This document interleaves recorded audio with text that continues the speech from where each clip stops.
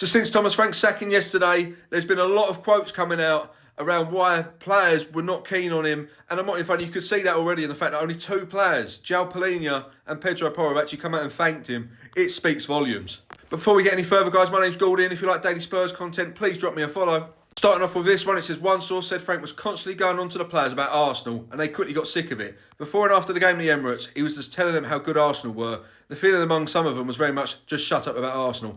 And I mean, is he for real? Like, we know he's an Arsenal fan, but why would you go and talk about Arsenal, who are our biggest rivals, and keep going on about how amazing they are? That is just crazy talk. Social media pictures poking fun at Frank and portraying him as an obsessive Arsenal fan were not just shared among Spurs fans, but also members of the Tottenham staff and players. Because, I mean, it was all over social media. Of course they're going to see it. But they probably didn't even need to see it, for the fact he just kept banging on about Arsenal constantly. What is this guy doing? And these were the posts. You had one from Pedro Porro saying, "Thank you very much and the best for your career, boss. A pleasure." And then just a simple one from João Palhinha. "Thank you for everything, coach."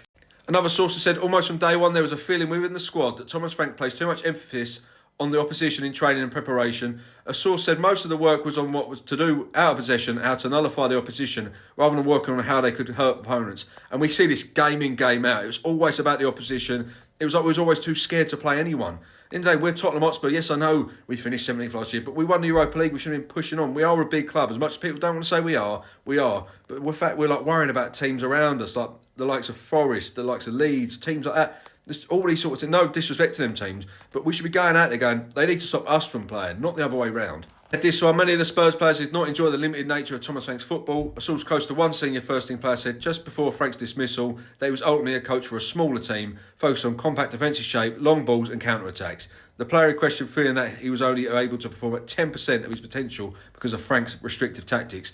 And like, again, we see that week in, week out. Every time we had like a throw-in or a corner or a free kick, it was just like get the ball in the box, like lump it long. Even against Newcastle, we had the free kick just inside their half, and he was getting all the players up to try and win headers. That's the only way we look dangerous.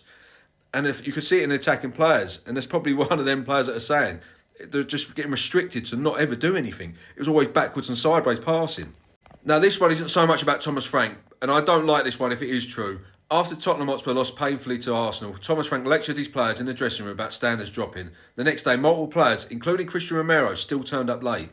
Now, if this is true, when your captain's not even following the rules, I don't care who the manager is, he's the manager. You follow them rules.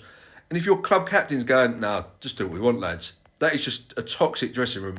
And maybe he's not the right captain for us if his standards are not that high. You look at the likes of Van Dijk and people like that, like they're leaders, and I can imagine that players follow him. So, especially with Romero's outburst lately as well, this isn't a good look. But from all that, I'm just so glad he's gone. I mean, he was Arsenal obsessed, and to have that as a Tottenham manager is embarrassing. But then when you've got the likes of Vino, who's also Arsenal obsessed, up high in the hierarchy, it's not good times for Tottenham. Please just get a manager in that just doesn't like Arsenal. Someone like Robbie King would be ideal for me. But let me know in the comments, guys, what you think about all this. And if you could like, repost, share, drop me for that good stuff. And as always, up the Spurs.